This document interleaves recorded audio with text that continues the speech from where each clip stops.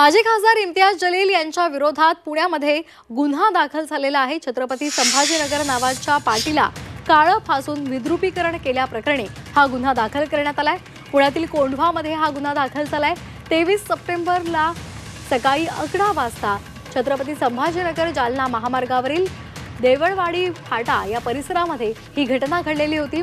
इम्तियाज जलील आणि त्यांच्या कार्यकर्त्यांनी फेरी काढली होती आणि त्यावेळी समाजामध्ये तेढ निर्माण करण्यासाठी घोषणा देण्यात आल्या।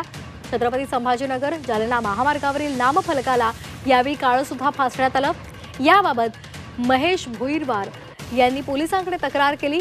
तक्रार अर्जाची पडताळणी केली। कोंढवा पोलीस ठाण्यामध्ये या प्रकरणी आता गुन्हा दाखल करण्यात आलाय।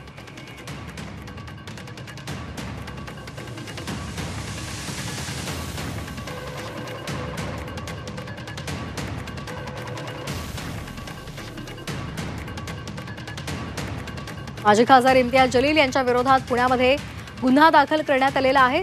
छत्रपती संभाजीनगर नावाच्या पाटीला काळं फासून विद्रुपीकरण केल्याप्रकरणी त्यांच्यावर हा गुन्हा नोंदवण्यात आलाय।